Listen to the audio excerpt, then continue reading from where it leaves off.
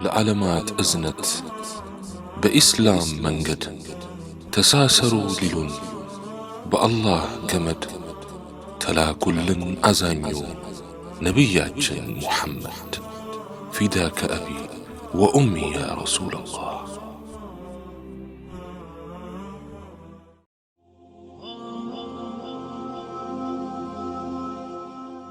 እዚህ ላይ በተውራት ወይም ኦሪት፣ በኢንጂል ወይም ወንጌል እና በዘቡር ወይም መዝሙረ ዳዊት ውስጥ የነበሩ አሁንም የአላህን መልእክተኛ የሚያመላክቱ ብስራቶችን እንዳስሳለን።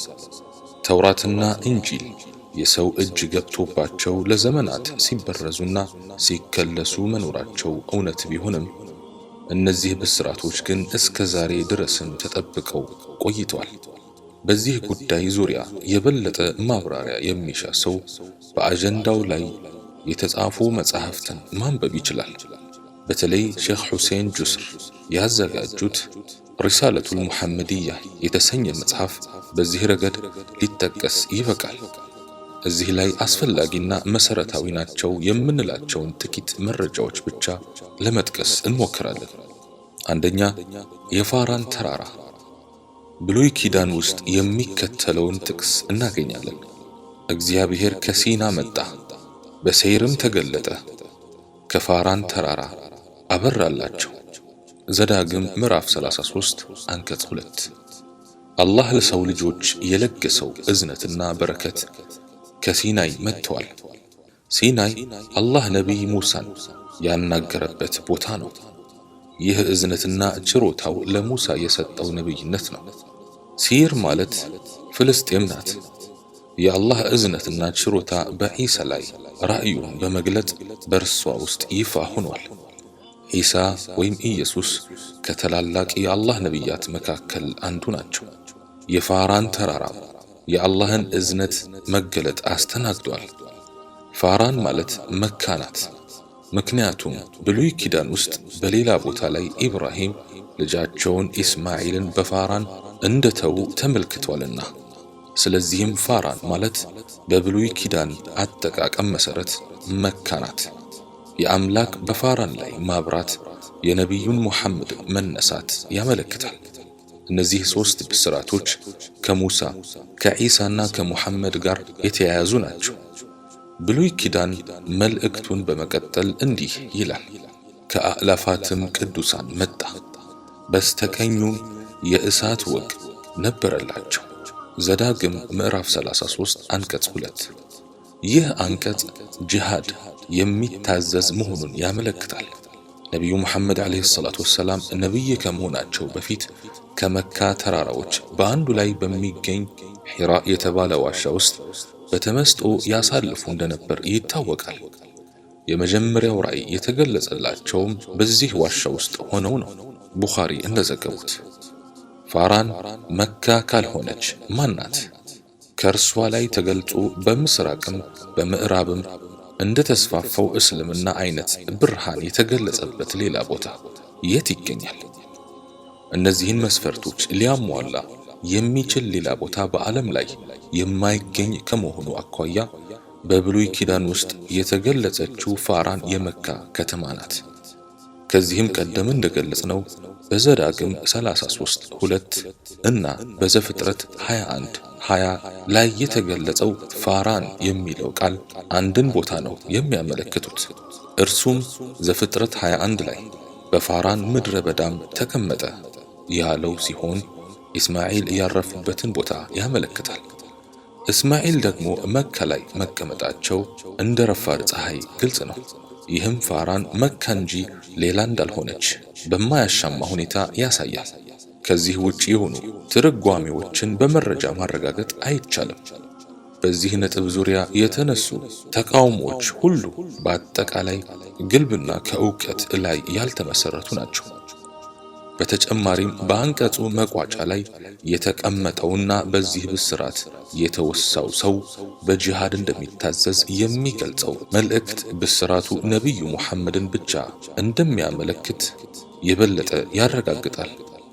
ሁለተኛው ከኢስማኤል ዝርያ ብሉይ ኪዳን ውስጥ የሰፈረ ሌላ አንቀጽ ደግሞ እንዲህ ይላል፣ ከወንድሞቻቸው መካከል እንዳንተ ያለ ነቢይ አስነሳላቸዋለሁ፣ ቃሉንም በአፉ አደርጋለሁ፣ ያዘዝኩትንም ቃል ሁሉ ይነግራቸዋል። ዘዳግም ምዕራፍ 18 አንቀጽ 18። አምላክ በዚህ አንቀጽ ሙሳን እያናገረ ነው። ከእስራኤል ልጆች እንዳንተ ያለ ነቢይ ከወንድሞቻቸው መካከል አስነሳላቸዋለሁ፣ ትእዛዜንም ይነግራቸው ዘንድ ቃሉን ካንደበቱ ላይ አደርጋለሁ ይላቸዋል። ከዚህ አንቀጽ ቀጥሎ የሰፈረው መልእክት እንዲህ ይነበባል። በስሜም የሚነገረውን ቃሉን የማይሰማውን ሰው እኔ እበቀልለታለሁ። ዘዳግም ምዕራፍ 18 አንቀጽ 19። ወንድሞቻቸው የሚለው አገላለጽ ከኢስማኤል ዝርያ ስለሚመጣው ነቢይ ያመለክታል። ከኢስማኤል ዝርያ የተገኙት ብቸኛው ነቢያችን ሙሐመድ ዓለይሂ ሰላቱ ወሰላም ብቻ ናቸው። ይህ ነቢይ ልክ እንደ ሙሳ ሁሉ ሕግ ወይም ሸሪዓ ይዞ እንደሚመጣ በስራቱ ይናገራል። ይህ ወደፊት የሚነሳው ነቢይ የማያነብና የማይጽፍ ወይም ኡሚይ እንደሚባለው በአረብኛ እንደሆነም በስራቱ ይጠቁማል። እርሱን ያልታዘዙትን እንደሚበቀል መግለጹም ይህ ነቢይ የወንጀለኛ መቅጫ ሕግጋት ባለቤት እንደሚሆን ያሳያል። የወንጀለኛ መቅጫ ሕግጋት የሚገኙት በእስልምና ውስጥ ብቻ ነው። ይህ ብስራት ዒሳንም ሆነ የሹዕን አያመለክትም። ምክንያቱም ሁለቱም ከእስራኤል ልጆች የተገኙ በመሆናቸው ነው። በተጨማሪም ዒሳ በአብዛኞቹ ጉዳዮች አዲስ ሕግጋት ይዞ አልመጣም። የሙሴን ወይም የሙሳን ሕግ ተከታይ ነበር። የሹዕም እንዲሁም በምንም ሁኔታ ሙሳን አይመስልም። ምክንያቱም አዲስ መለኮታዊ ሕግ ይዞ አልመጣምና። ቁርአን ግን ነቢዩ ሙሐመድን ዓለይሂ ሰላቱ ወሰላም በተመለከተ እንዲህ ይላል፣ ኢና አርሰልና ኢለይኩም ረሱላን ሻሂደን ዓለይኩም ከማ አርሰልና ኢላ ፊርዓውነ ረሱላ። እኛ በእናንተ ላይ መስካሪ መልእክተኛን ወደ እናንተ ላክን፣ ወደ ፊርዓውን መልእክተኛን እንደላክን። ሱረቱል ሙዘሚል ምዕራፍ 73 አንቀጽ 15። ይህ አንቀጽ ሙሳና ነቢዩ ሙሐመድ የሚመሳሰሉበትን አንድ ገጽታ ያመለክታል። እውነታው ግልጽ ነው። ከዚህ ውጭ ሌላ መረጃ አያስፈልግም። ሶስተኛ፣ ሌሎች ባህሪያቶቻቸው ዓብዱላህ ቢን ዓሚር ቢን አልዓስ፣ ዓብዱላህ ቢን ሰላምና ከአቡል አሕባር በጥንት መጻሕፍት ዕውቀታቸው በዚያ ዘመን ወደር የሌላቸው እንደነበሩ ይነገራል። እነርሱ እንደሚሉት የዚያ ዘመን ከነበረው ተውራት ውስጥ እንዲህ የሚል መልእክት ሰፍሯል።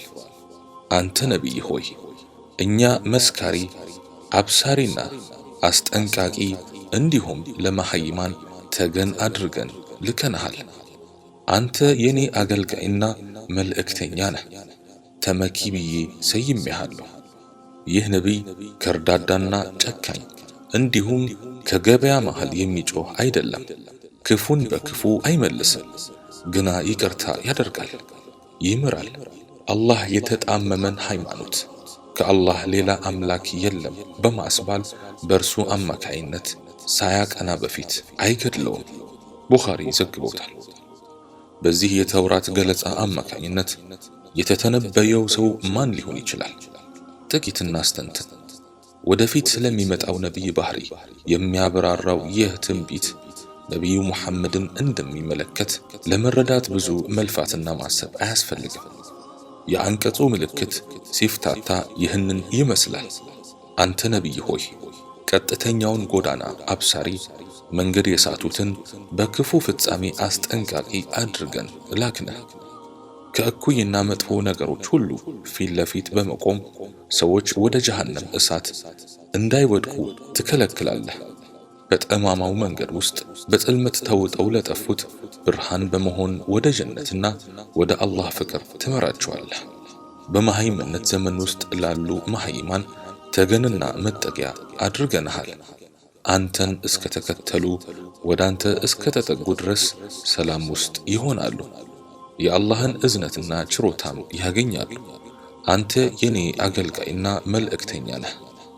አዎ ሰላት ውስጥ አተሕያት በምንቀራ ጊዜ ነቢዩ ሙሐመድ ዓለይሂ ሰላቱ ወሰላም የአላህ ባሪያና መልእክተኛ መሆናቸውን አዘውትረን እንመሰክራለን። መልእክቱ እንዲህ ቀጥሏል። ተመኪ ወይም አልሙተወኪል የሚል ስምም ሰጥቻለሁ። ዓለም በአጠቃላይ ካንተ አንጻር ቢቆምና ቢዋጋህ እንኳን ቅንጣት ታክል ፍርሃት አይገባህም። በእርግጥ ሁሉም ነቢያት በእኔ የመመካት ባህሪ አላቸው። ያንተ የመመካት ክህሎት ግን ከሁሉም ይለያል ይበልጣልም። ስለዚህም አልሙተወኪል ወይም ተመኪ ብዬሃለሁ። ንግግሩን ወደ ሶስተኛ ወገን በማዞር የዚህን ነቢይ ባህሪ ያብራራል። ይህ ነቢይ ቁጡ አይደለም፣ ሸካራና ጨካኝም አይደለም። በስነ ምግባር የከበረ ግርማ ሞገስና አደብ ያለው የውብ ስብዕና ባለቤት ነው። በገበያ መሃል የሚጮህና ሰዎችን የሚሰድብ አይደለም። በዚህ መንገድ የሰዎችን ትኩረት ለመሳብ መሞከር የደካማ ስብዕናዎች ባህሪ ከመሆኑም በላይ የትንቢትም ምልክት ነው። እርሱ ከዚህ አይነቱ ባህሪ እጅግ የራቀ ነው። ክፋትን በክፋት አይመልስም።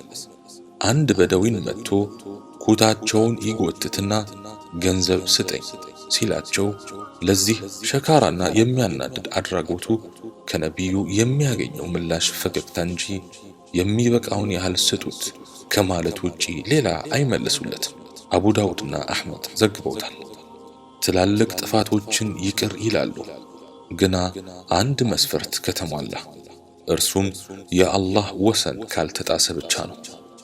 ከማህይማን ጋር በተያያዘ ያሳዩትን ድንቅ የይቅር ባይነት ባህሪ አስተውል። መካውያን ለዓመታት ሲያውኳቸው ከኖሩ በኋላ ነቢዩ ድል አድርገው ወደ መካ ሲገቡ ከእጃቸው ላይ ወደቁ።